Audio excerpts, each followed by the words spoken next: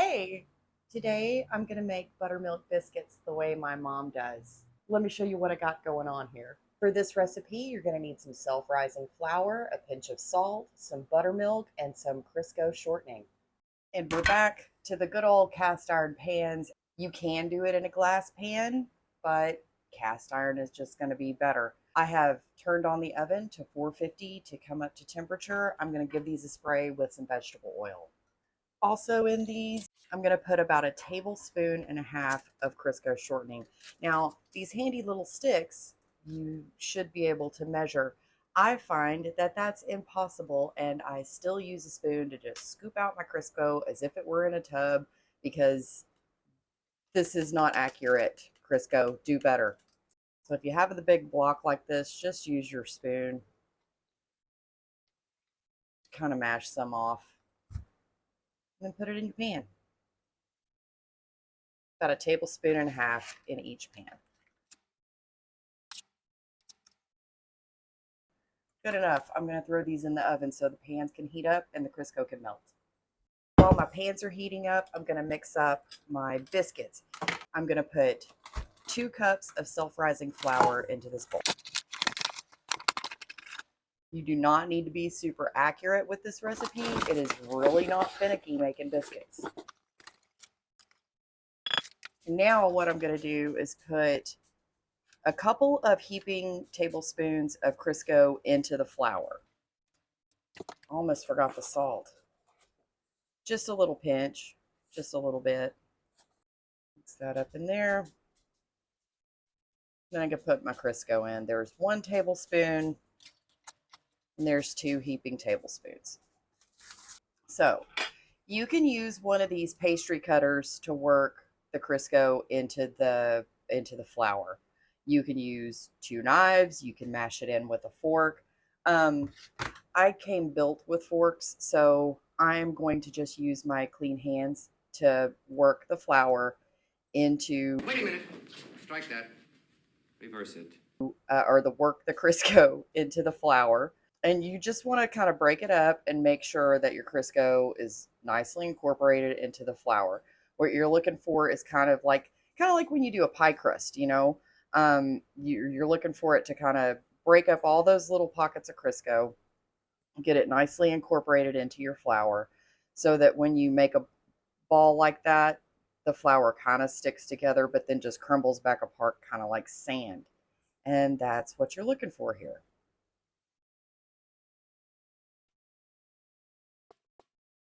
And that's good. I'm going to wash my hands. And now for the buttermilk. I have 2 cups of buttermilk. To be determined whether we'll use all of that, probably not. My mom uses her hands to mix her buttermilk into her biscuits. I cannot stand to have that sticky stuff on my fingers and on my hands, so I just can't do it. So I am going to use a spoon, and we're just going to start with a little bit. When I asked my mom, how much of this and that do you put into your biscuit? She was like, oh, I don't know. I just put in however much till it looks right, which is not helpful when you're trying to build a recipe. So I had to figure out how much of this and that. That's about a cup and a half of buttermilk, and that is not the right consistency. So, gosh, I think I am going to use all of that buttermilk. That's still too dry. A little bit more. I don't want to get it too wet.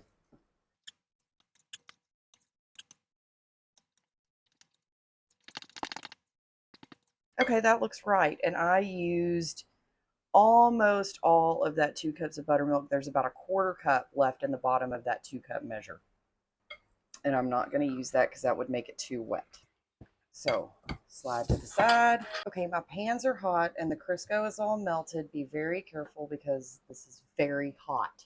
It's time to get the biscuits into the pan. And what I'm going to do first is pour just a little bit of the Crisco from each of those pans off into this little bowl. Again, being very careful not to burn yourself. I'm going to swirl that around a little bit and pour some of that off. Again, swirl that around and pour some of that off. Don't pour it all off. You want to leave a healthy amount in the bottom of your pan. Make some paper towels down here just to help not make as big a mess on the counter. And I'm going to put some flour down on these paper towels.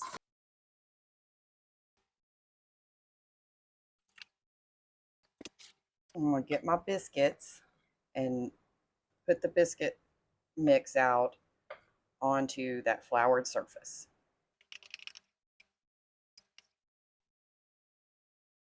Then you're going to sprinkle some more flour across the top, kind of floof up the edge of your paper towel to get the sides.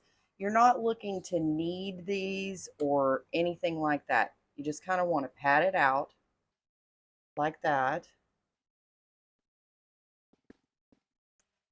You can use a cookie cutter to cut your biscuits if you want to. Mom just is good enough to just pinch off her biscuits and they actually wind up looking like biscuits. If I do that, they look like not biscuits. What I do, instead of using a cookie cutter, because I don't like that, I think it makes a biscuit that's a little too big, I just use a knife. And you may need to flour your knife. I clearly need to flour my knife.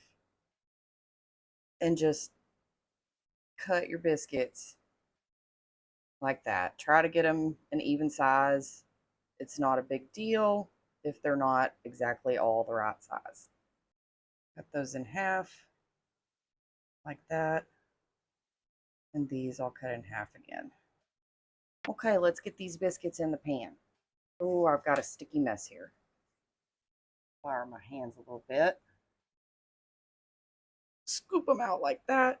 Kind of flop them back and forth to shake that extra flour off, and then put them in your pan. These are going to all touch in your pan, just like that. I'm just going to go around, get them all in the pan. This is going to be a little bitty biscuit. And that's fine. They don't all have to be the exact same size. The cast iron cooks things real gently, so don't sweat it.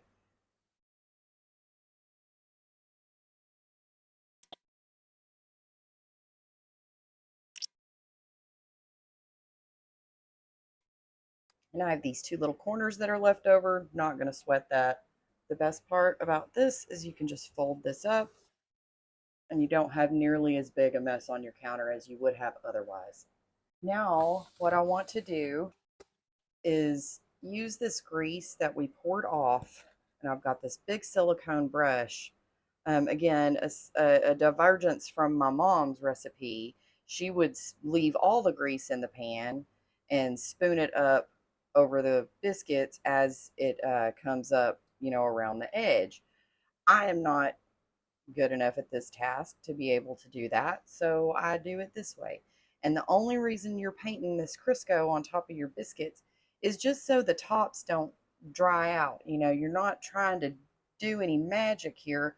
You just don't want the top of your biscuits to get all dry and kind of yucky. So I'm just going to do this. And then I'm going to throw these back in the oven for about 20 minutes, and I'll check on them then in about 20 minutes. I don't know if they'll need 20 or 30 minutes, but I'll check on them in 20.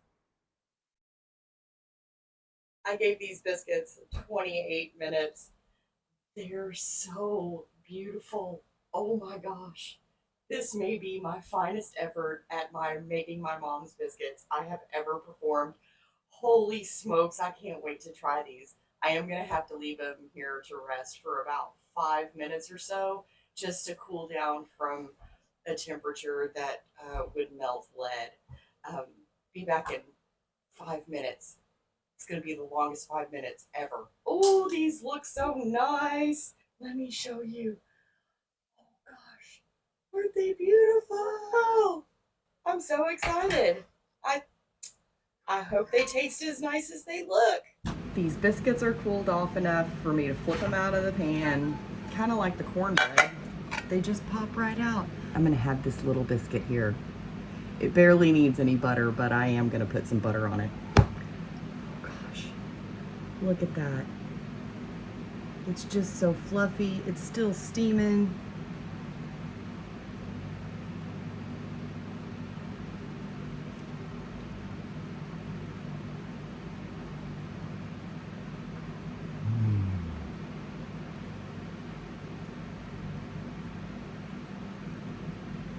Mm-hmm. These biscuits are so good. They're so light and fluffy. You would think with the Crisco that they might be heavy and greasy. They are not. They're just tender, perfect. You could scramble you an egg, put some egg, cheese, a little bit of bacon or ham on this, and have a breakfast sandwich. Butter and jelly, and it's a nice sweet breakfast. Please try making these biscuits. You're not going to be disappointed. They really are the best biscuits. Kind of a generational recipe. My mom learned how to make these biscuits from her grandma and my dad's mom. I just learned how to really make them myself not that long ago, and they're so good. I couldn't help sharing them with the rest of the world. So I'm going to eat the rest of my biscuit. Thanks for watching. I hope you have a great rest of your day, whenever it is, wherever you are.